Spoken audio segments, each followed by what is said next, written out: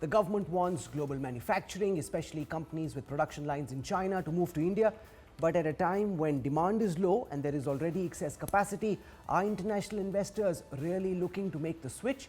Joining me on this special edition of Jumpstart is one of the sharpest business minds of the Narendra Modi government, a man who understands numbers and what it takes to run businesses. Union Minister for Commerce, Industry and Railways, Mr. Piyush Goyal. Minister, welcome. To give us a sense of what top corporates cutting across steel, mining, private equity and consulting and infrastructure think of the government's moves, I am delighted to be joined on this conversation by Sajjan Jindal, Chairman and Managing Director of the JSW Group. He has substantial interests cutting across steel, mining, energy and infrastructure.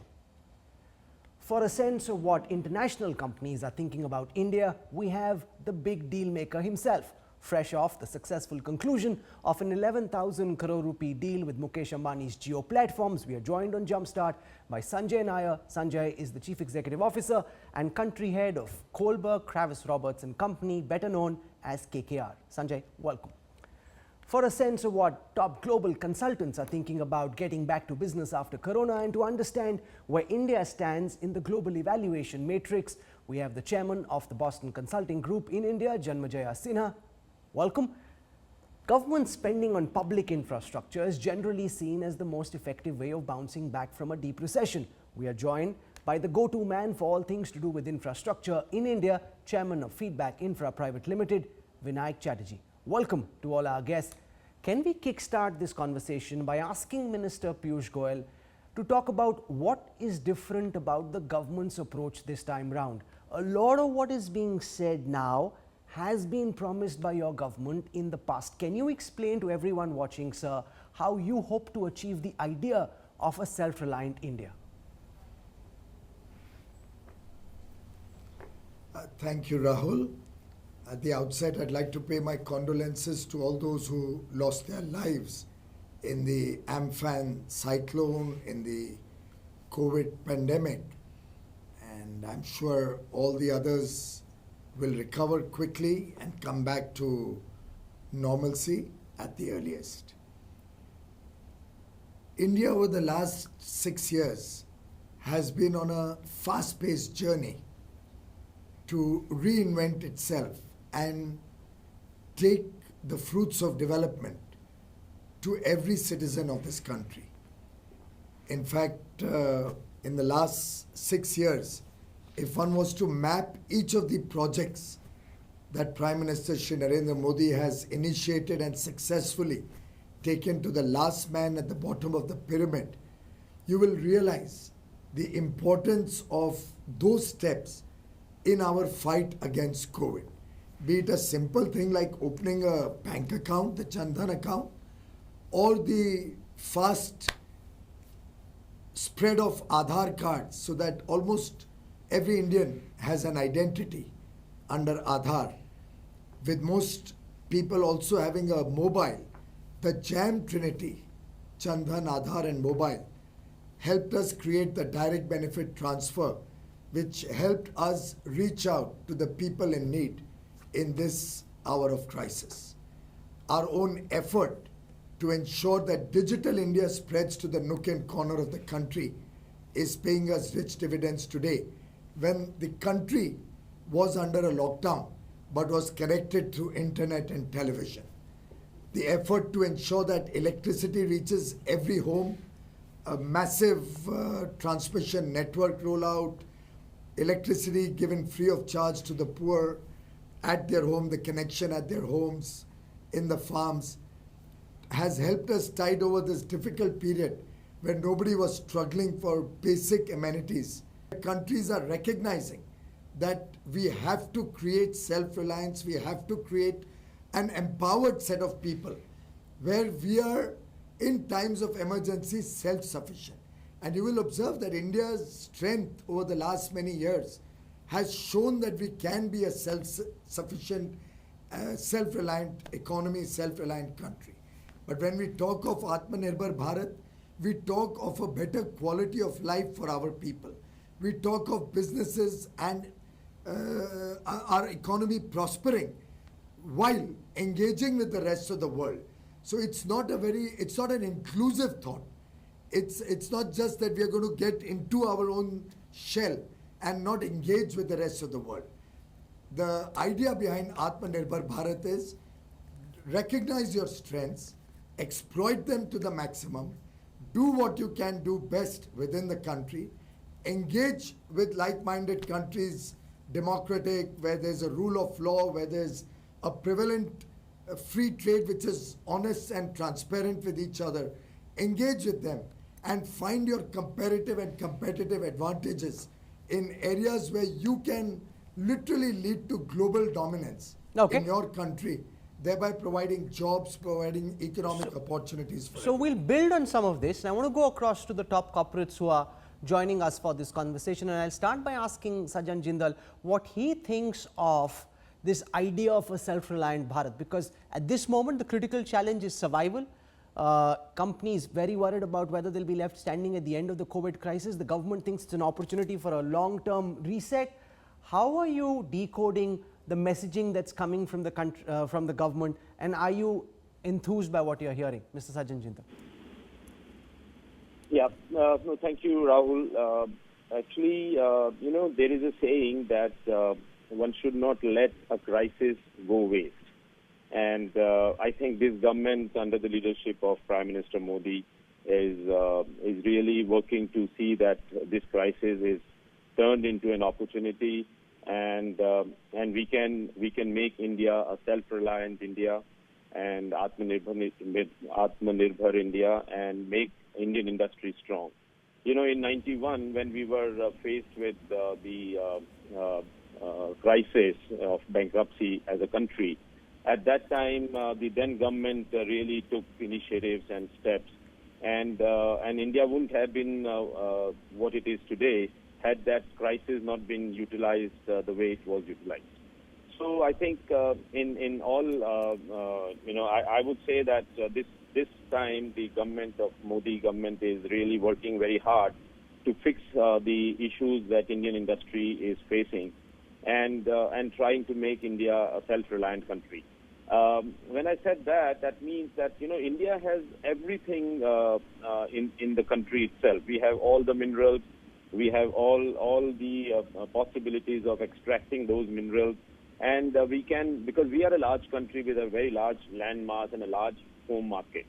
So making India a self-reliant country is not a very difficult task, and it just needs a very focused approach from the government to allow the minerals to be used. For example, we import 200 million and over 200 million tons of coal for power generation.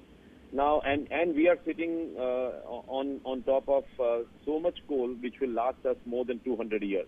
And everybody knows that coal doesn't have, coal utility will be exhausted or will be over in next 10 to 20 years. So therefore, there is no point in burning $20 billion of foreign exchange in importing this coal.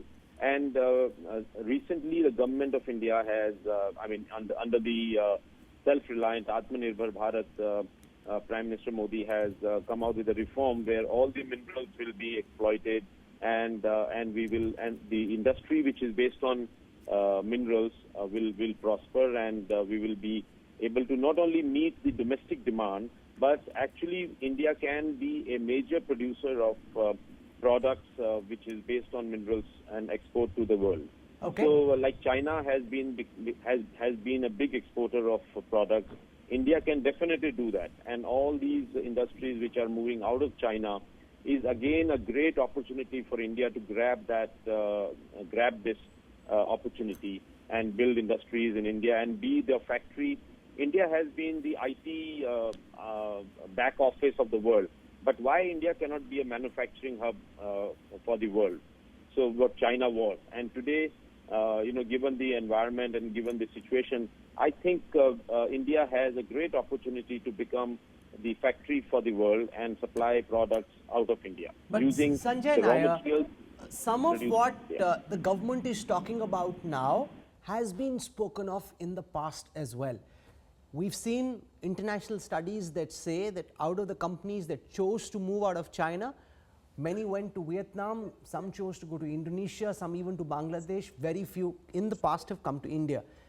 Are you seeing anything different this time around? You're speaking to companies the world over. How is India being perceived globally? How many companies that are looking to move out of China, do you believe, are interested in exploring the idea of coming and doing business in India? Yeah, Rahul, can you hear me? I hear you well. Okay, great. I think a lot of people are considering putting up manufacturing options, and clearly India is, I would say, one of the 5 options they're considering. I think taking off from Sajjan's point, it is upon ourselves to do the requisite reforms to attract that. I don't think it is lack of marketing or lack of knowing what India is. People love India for its democracy, for its upholding of contract law, no issues.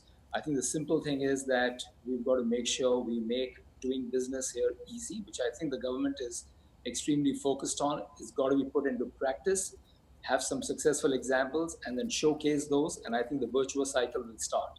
And the only second thing I want to add, if you want people to really come up here and take the opportunity by its, as I say, sort of, hands-on, then I think we've got to have a pretty strong local financial sector. You can't keep depending on foreign money all the time.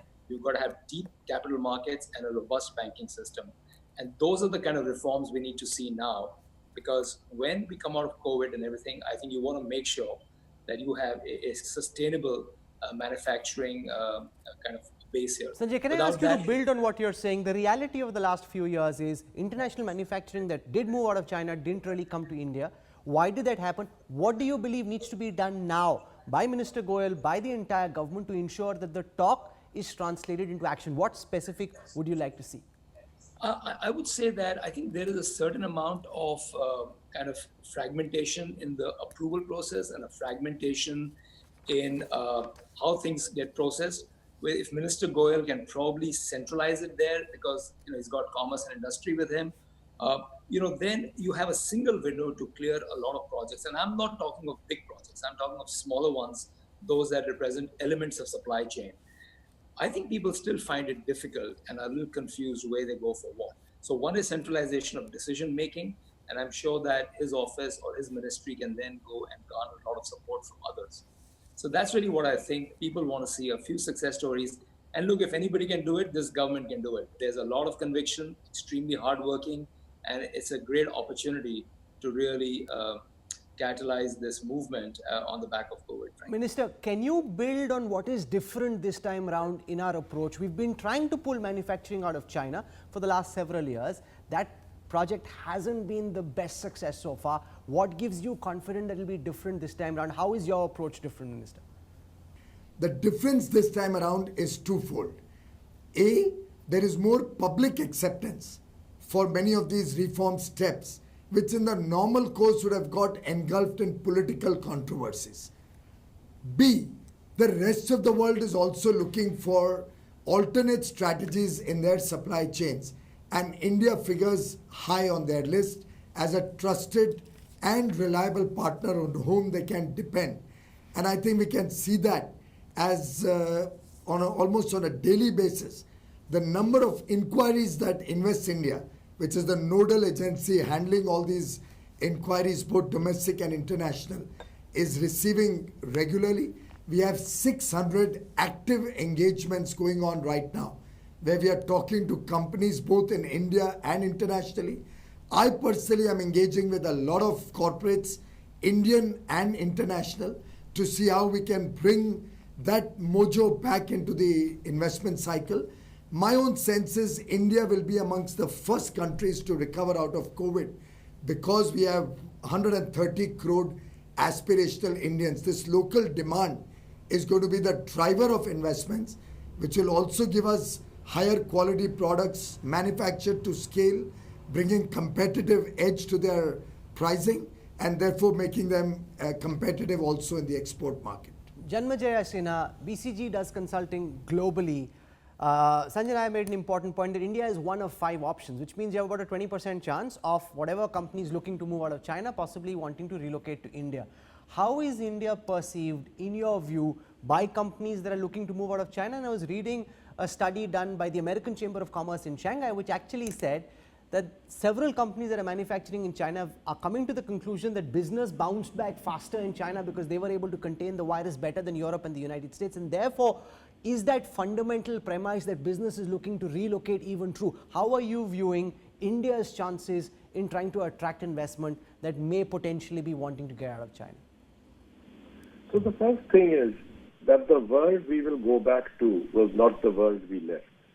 And we really need to understand that. There is no way in hell that any company will ever be that dependent on China again. Supply chains will be rebalanced.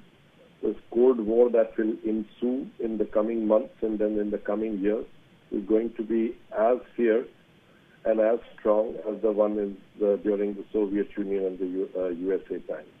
If you just saw yesterday, the Senate passed a bill about delisting Chinese companies on the US stock exchanges. And this is just the precursor of everything that is going to come. There are going to be two technology standards, and countries are going to have to navigate with great skill between these two blocks that are going to emerge. And they will emerge. That's my prediction. Now, of course, that means that there is a big opportunity of exports that China does to the US and Japan and Germany. There is a lot of risk in the supply chains that will get opened and that will be reconsidered. And, I can't imagine that Apple will have 85% of its handsets going through China. That kind of risk, I don't believe companies would be wanting to take. Having said that, given that there is an opportunity, every country that is out there wants to take it. And there is going to be fierce competition. There are a set of things we will have to do. There are a set of things that were announced in some of the reforms that were announced recently. The biggest one by far, which we are not celebrating right now, which is, I think, of the same order of magnitude as the GST, was the agriculture reforms that were announced. I mean, really, they are far-reaching and they are big. What would you like to see? You're asking for more reforms. Specifically, what policy interventions would you like to see from the government?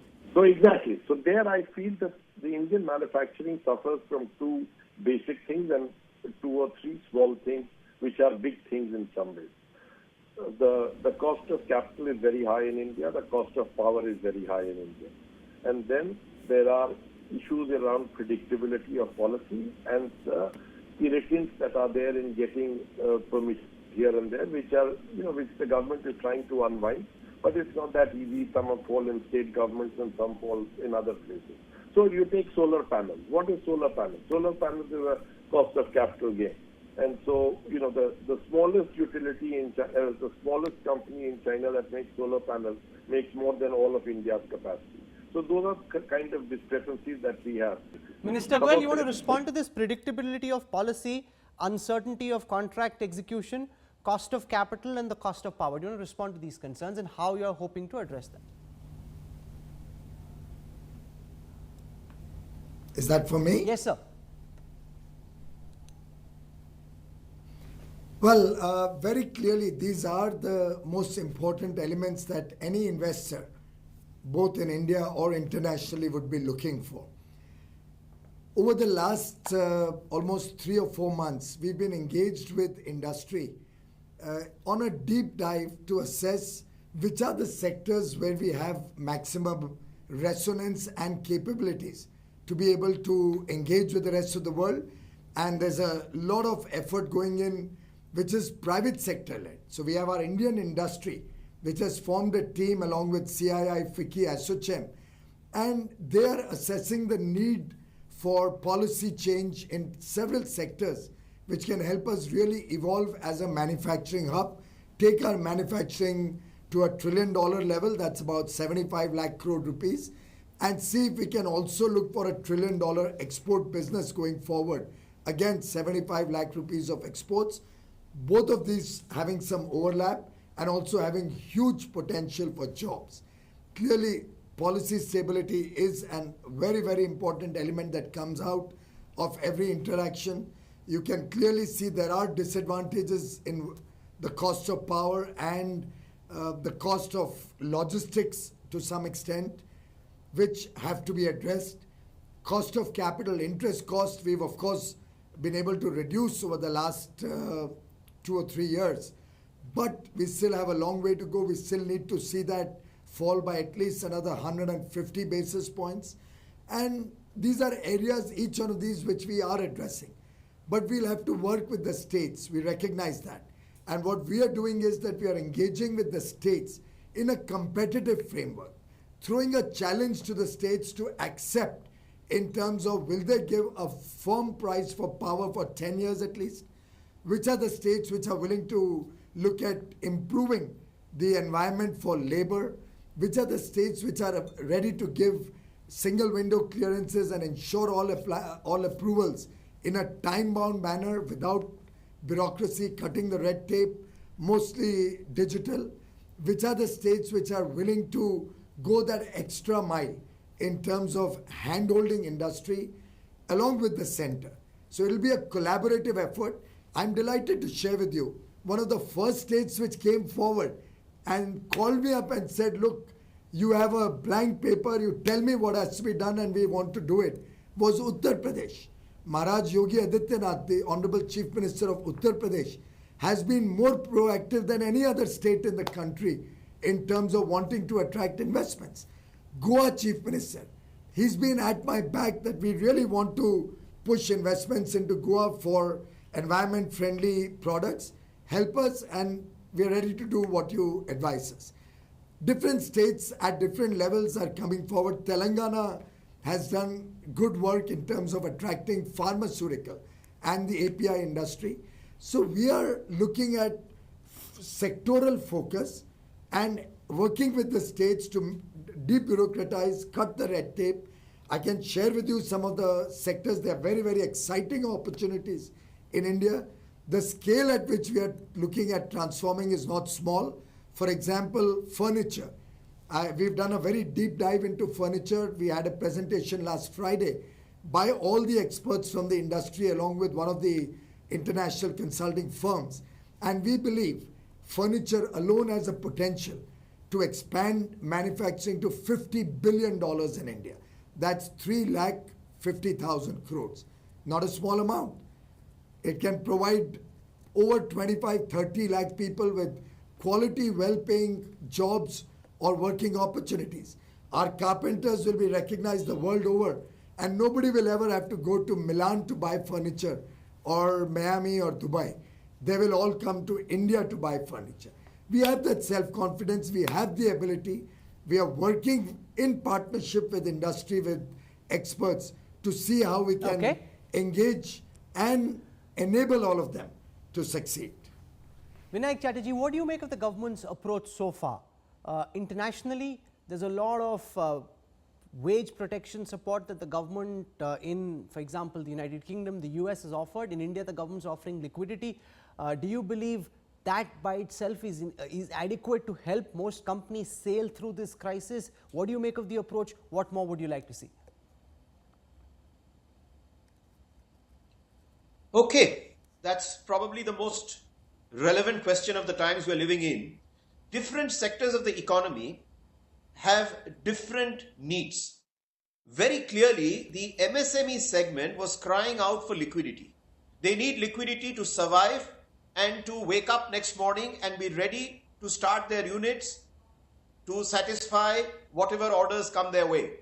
The demand of the semi-large and the larger industries in India is to actually see demand stimulation.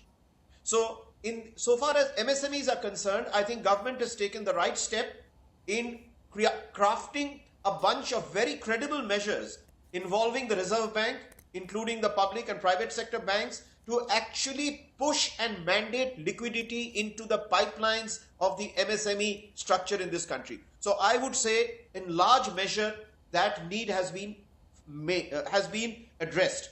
Now let's come to the issue of demand stimulation.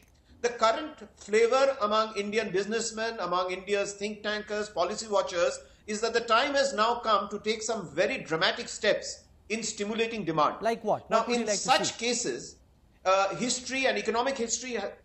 so what I would like to see is announcements of massive levels of public works.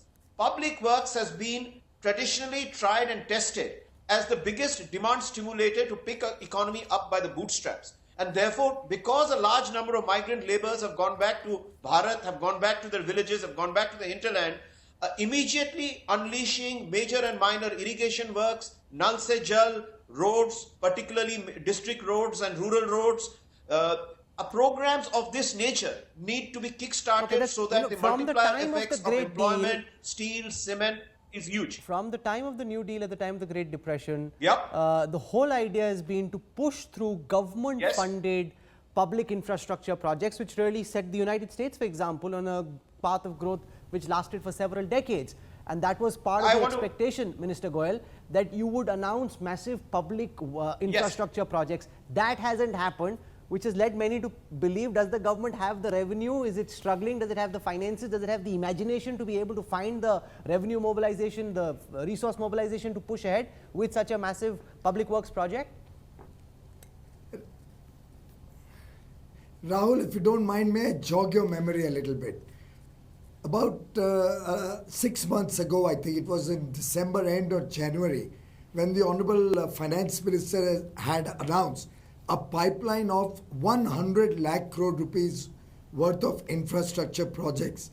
Some of them ongoing, some of them on the drawing board, some of them visualized for the future.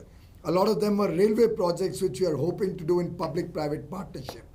A lot of them were power transmission and expansion of the power grid. The roads, particularly the rural roads that Vinayak just talked about. Our program to invest heavily, about 3.5 lakh crores, so that every household gets water from a tap. Now, these are ongoing things, and I would like to urge all the panelists and you to consider that government is not static. Government is a continuing entity. You have to see our intention and our plans right from the time the second term started, how we have systematically focused on preparing India for the future. And all those projects are not aborted. All those plans are not aborted. They're going to get strength from the COVID-19. Also, the package is a first set of measures that have come out. It will continue going forward in terms of specificities. So you will find a lot more coming up regularly, looking at the situation, looking at how the situation evolves. The COVID story is after all not over. You cannot assume that today, having announced that package, we all know exactly what's going to happen tomorrow and we can map out the post-COVID world.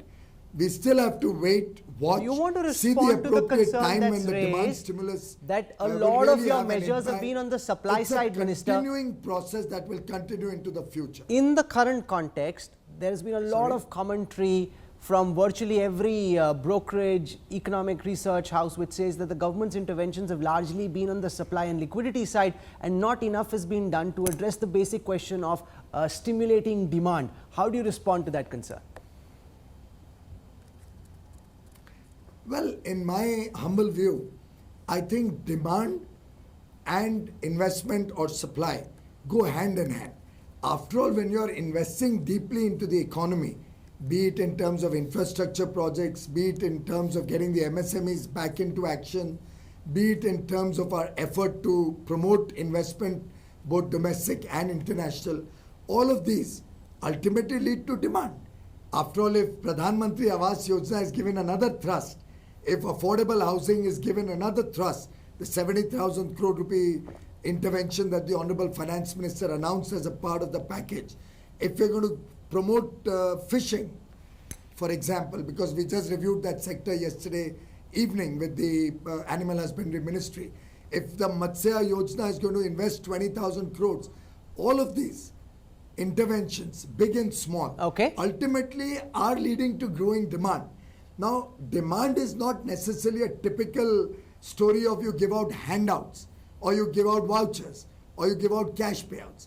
I think we are a government which has always believed in empowerment, and we are looking at empowering our people for a sustainable future, for sustainable and better quality of life going forward. Sanjay Nair, a lot of the big investment in the recent past in India has come through China, and given the size of the Chinese economy, China would have been one of the big sources of investment going forward. Are you concerned that we are setting up a potentially adversarial relationship and thereby shutting the door on investment coming out of China? And what's your sense about whether companies that are looking to relocate from China are actually going to start moving in? If we are one of 5, you said last time, how do we become the one that gets picked? I think the second question first. As I said earlier, if there is a centralized window for clearance and attracting the supply chain, I think it will come to India. That's, I think, pretty clear. I would say the requirement for capital is going to be an issue. We have a financial sector that is not that strong today, but I don't think the answer is Chinese capital. I think the answer lies in developing our own local pools of capital. I think Minister Goel has heard me say this before. There is a lot of long-term savings trapped within India itself, in the insurance sector, in the pension funds. I think there has to be a concerted effort to unlock that and bring it into the markets. Because one of the part of a self-reliant India is that you've got to be able to develop local pools of capital and risk capital, and don't mistake that with liquidity. And that has to come from the Indians to build India. So I don't really have a comment on China. I think there was never the plan to depend on China, but I would say more important is to develop local pools of savings, which we have. Just needs to be structured properly, needs interministerial coordination, requires insurance, pension, banking, SEBI all to work together. And I think we can then be truly self-reliant if we have local capital sort of available to the entrepreneurs and investors. Mr. Sajjan Jindal, the government's hope is that it's Indian industry and industrialists like you who will step up to the plate and invest heavily in the revival story. A lot of India Inc. already struggling with private investment, which even before the COVID crisis was at a 2-decade low. Given that capacity is already in excess, demand is uncertain going in the medium and short term, are you seriously going to be thinking about new investment? The government's putting a fair part of the onus on private sector. Do you believe that's fair as an expectation?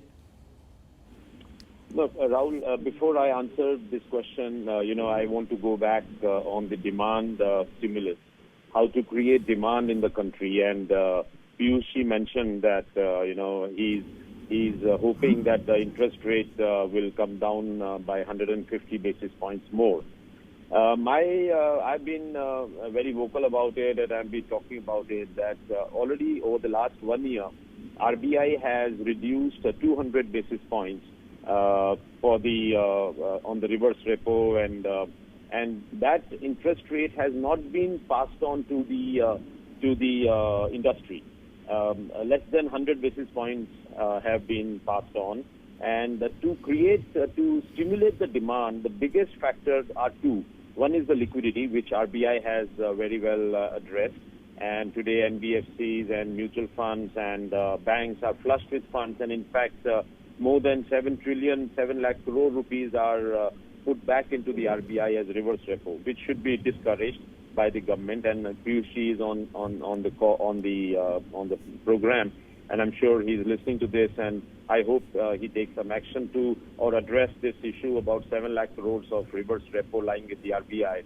And second is this 100 basis or 250 basis points, 100 already done and 150 which Piyush mentioned. If that gets passed on to the industry and to the customers, to the retail investors, it will go a long way in stimulating demand. Minister Goel, you want to respond to the concern about growing debt phobia, a sense of credit aversion? Even before the COVID crisis, there was liquidity that was available, but it wasn't leading to companies wanting to go out and take that credit.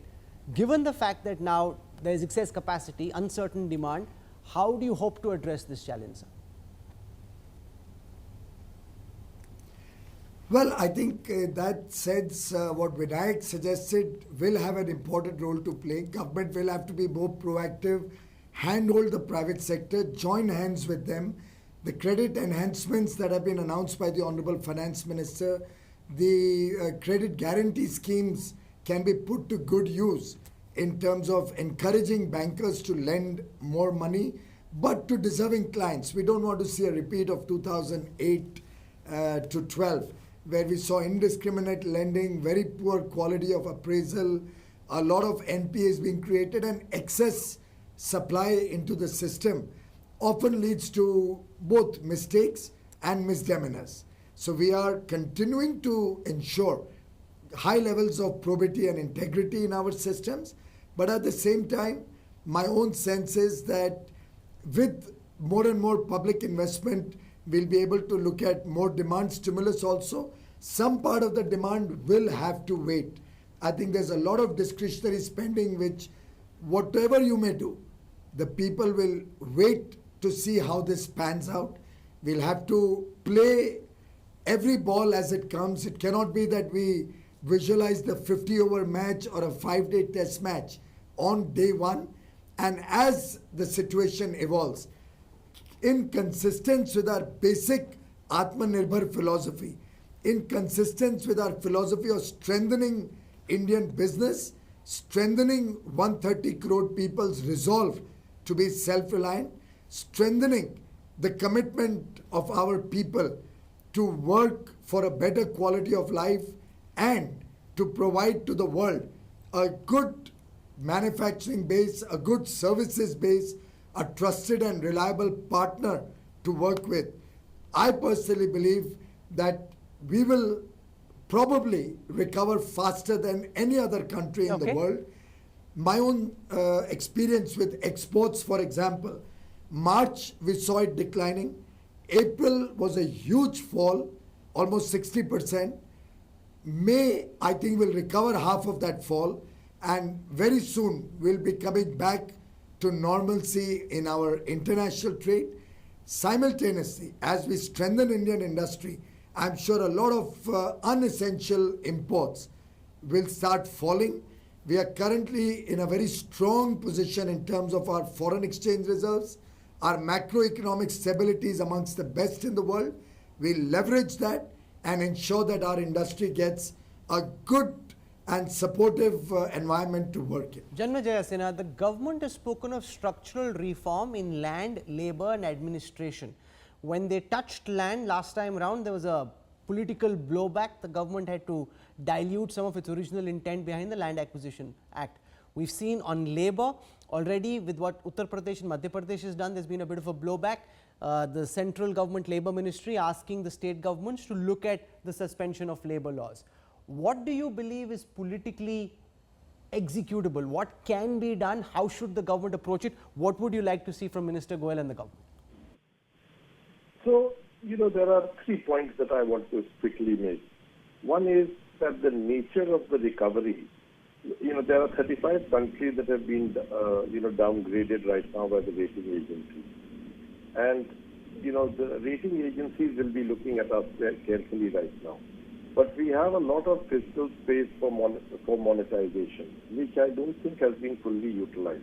And if we utilize that, then we can have a V-shaped recovery, which will then allow us to actually be ahead of the curve. And we have actually studied carefully what the credit rating agencies do in their modeling and how we might actually be able to do that. So if I was to look at reform, I actually want to say that, some of the reforms that are in, the power privatization in the union territories, those are very good ones. And APMC is just not being celebrated enough. I think that's a big mistake. We should really champion it as a big reform, which we should actually, I think I'm excited about that. But we really need to do something about aggregate demand right now. And we need to do that by monetization. If banks are parking 8,35,000 crores with reverse repo, which are at a yearly loss of 24,000 crores to their P&L, that means there is very high risk aversion, and the people are not taking loans also. Because change that. How can you change? You can't force somebody. You can offer credit at reasonable rates. How do you change that debt phobia? Yes. So actually you don't. You actually create aggregate demand, and you create aggregate demand by actually doing public works or actually giving money to people. Actually by putting them by direct benefit transfers into their Aadhaar account. And this government is the only one that can do it because of the jam trinity. We have the Aadhaar numbers and we have to give them. The level of, of deprivation is quite substantial. The GDP this year will be, who knows, it will be in the negative territory in a substantial way. And the global economy is going to lose $10 to $12 trillion of GDP. So it's going to be a very tough year, and we need to brace up for 2 years of very serious hardship. And so we really need to create aggregate demand. The policy measures have been spot on. They've really been very good. I must congratulate it. But I think there is something which needs to happen on the aggregate Okay, so demand you're side advocating so a that it direct doesn't transfer into bank accounts as the one immediate stimulus, because we're not just dealing with an economic hardship, we're dealing also, Minister, with a humanitarian problem. And there are critics who would say your government has a long-term vision, which is great, but there are people who are hungry, they are thirsty, and that should be the concern. And you're being accused of not having done enough to give them immediate redress. You're giving them food, but you haven't given them cash. And that, Janmejaya Sinha and many others believe, is the one way of stimulating aggregate demand. Respond to that concern, sir. Rahul, there can always be a debate on what is enough and what is not enough. But I take your point in the right spirit. We have on our side tried to ensure adequate food grains, free food grain supply. We've ensured that the lady of the household gets free gas connection, so gas cylinders for 3 months, so that doesn't become a stress on the lady of the house. We've looked at cash transfers to the women's accounts. We've expedited the transfers to our farmers. You must recognize that about 55% of India, which depends on farming, has by and large been all right through this whole period. The farm output is expected to in fact grow, and we have expanded our food procurement program so that food grain procurement program so that farmers get a fair price and a fair income level, even despite the international crisis. Okay. So we are trying to balance the requirements of different segments, and we will, within the means of a country which after all doesn't have the levels of prosperity that the United States or Europe or some of the richer countries have. It's very easy to make very tall expectations, but one must recognize that one has to look holistically. We are in it for the long haul. We have to ensure macroeconomic stability, which is, I think, equally important, because we don't want to land up in a situation that for just a few brownie points in the short run, we'll end up causing the same people distress for several years to come, which is what happened post 2008-9. We saw a flush of funding, but it landed us into the problem of the post 2010-11 period. And I think the dual balance sheet problem that the country faced at that time, and which we inherited in 2014, is something we do not wish to see happening Vinayak again. Chatterjee, one of the biggest concerns in getting back to business tantrum like the past. Is one of the biggest concerns in getting back to business at this time is that you've got migrants in the infrastructure sector and elsewhere who are either back in their villages, on their way to the villages. You've got industrialists wanting to restart their companies. How do you think this migrant labor problem should be addressed? Many of them have on camera said they've had it with our big cities, they don't want to come back. How do we get them back so we can get business up and running quickly? Vinayak. Look, Well, I'll tell a you certain my part of own, them will eventually come back as Hope. Just one by one. Vinayak Chatterjee first. Okay, so what I'm saying is, so far as the industrial workforce and related people are concerned, they will, my feeling is that once the level of angst subsides and the economy starts reviving again, a large proportion will come back, but many won't, as you rightly alluded to. And therefore it fits in with my demand for saying we will have to stimulate aggregate demand by large public works which will be in Bharat, which will be at the doorstep of their villages, like piped water, like minor and major irrigation works, like rural roads. We will have to step up the gas there. And one of the suggestions I have now, this public works programs cuts across many ministries. But if I were to make a specific suggestion to Piyush ji, that under the hat that he wears as Minister for Commerce and Industry, one of the more powerful ideas which I believe in, and something that Dr. Panagaria also propagated hugely when he was CEO of Niti Aayog, was coastal economic zones. It achieves three purposes. It will attract FDI from China and similar other places. It will promote labor-intensive exports. It will generate massive public works in creating these coastal economic zones, and will be able to satisfy a clutch of demand revival as well as investment attraction, and be a demonstration effect for the rest of the country as to how India can create an hassle-free regulatory investment environment in real terms. 3 on the west coast, Kochi, Goa, Kandla, 3 on the east coast, Paradip, BIZTAK, Tuticorin. If the Industry and Commerce Ministry can apply its mind to this idea and get off the idea with 6 massive public works programs called coastal economic zones, it will have a lot of impact across various dimensions. But I leave that for the Mr. consideration Goyal, you of want to Piyush. respond to the migrant labor problem? You are telling Sajjan Jindal and everyone else, get your industries up and running. He can turn back and say, well, some of my employees have gone back, my laborers have gone back. How do I, and many of them may not want to come back. How do you hope to tackle that challenge? Minister Goyal? To whom is the question? To Piyush Goyal. Okay. Well, because the sound is not very clear.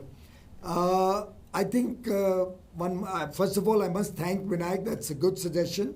And I can assure you and all your panelists, co-panelists, this is a listening government that draws from the ideas that each one of you gives us and builds and expands upon that in consultation with all stakeholders. And I'm going to take you up on this idea. As regards the migrant laborers, look, let's have a heart. The fact is that everybody wants to maybe once go back to the family, see their children, meet their parents, and we must respect that sentiment. I know of people who are very well taken care of by their employers, but still wish to go back home once, meet the family, see that everything is okay. There is a certain fear that has developed seeing the situation all over the world, even in prosperous countries in the West, what happened initially in China, the rebounds or the relapse in countries like Singapore. So I think we must respect their desire to go back, be with family. All of us would like to be with our families. My mother is in Mumbai. I haven't been able to travel now for over 2 months.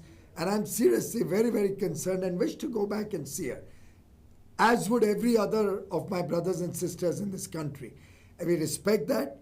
We will have to ensure that they get safe passage and meet their family.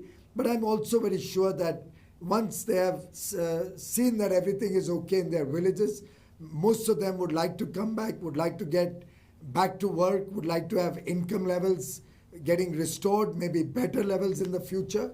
But this time around, my appeal through you, Rahul, and your debate today, to all my friends in industry, to all those who are engaged in business, let's make sure that we create that environment of working where we give them a proper place to live in, some shelter around our plants.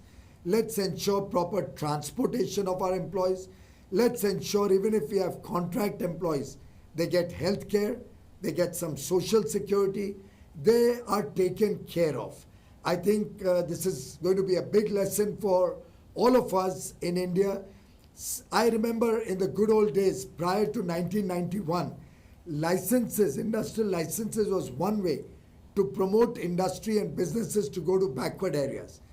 Post 91, one of the negative aspects of liberalization of 91 has been businesses kind of converging in the city centers or the urban agglomerates.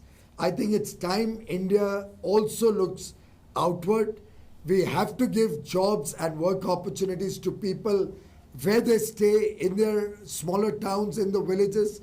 We'll have to look at a more decentralized growth, so growth reaches the eastern parts of India. I see the future of India being quite different from what we saw in the pre-COVID world. Before I end, Minister, I want to ask you about the AC. Structural changes. COVID and after COVID is going to be very different. The Prime Minister spoke of structural changes on land, labour and administration. No specifics have been laid out. Can you, as best as you can, give our viewers a sense of what you hope to achieve on land and labour, given that these are tricky political hot potatoes? We already saw the opposition uniting against your supposed labour reforms. We've already seen some blowback to what the Yogi Adityanath government and the Shivraj Singh Chauhan government are doing. We also know that when you tried it the last time with the land acquisition bill soon after getting elected in 2014, there was a big blowback and you had to dilute what you were hoping to do. What is it that you hope to do on land and labour? How soon do you hope to be able to do it? Well, I think it's a continuing process and it'll be a calibrated approach. In terms of land, for example, we in the railways have a lot of land. There are a lot of PSUs which have a lot of land. A lot of states have a lot of land. So our effort will be to encourage growth centers wherever we have land available with us. In terms of getting land for our projects, unless the state government is completely truant and they don't cooperate, by and large, we are able to get land. We are able to get land for our projects, for new industry. Land is not a problem, and now the farmers get a pretty good price. I have a reverse pushback very often that, you for a project you've acquired so much land, can you add some more land and take some more? So I think in terms of land availability, it's become much easier now. People are willing to give the land at a fair price, which is stipulated by law.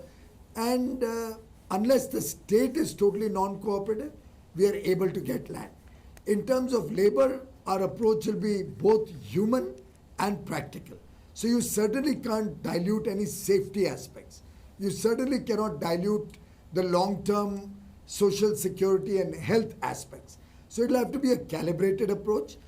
By and large, my sense is that we need a little bit of tweaking here and there in terms of improving the regulatory processes. We need to make sure that there's no intrusive and, let's say, Inspector Raj coming back into the labor laws. We need to trust our businesses. We need to bring more transparency into implementation of labor laws, and that's what the world requires. I don't think the world, when they come to India, when they want to set up business, whether it's Sajjan Jindal or any of the companies where Sanjay Nair is invested or any project which Vinayak is consulting with or running, nobody wants to give a raw deal to the workers. They are caring people. They are caring business persons. They understand that they are our brothers and sisters. What they are only looking for is to get rid of the Inspector Raj, reduce the bureaucracy, make it nice and simple to do work. And of course, everybody wants that their workers also has a better quality of life. It is this partnership that the government wishes to strengthen.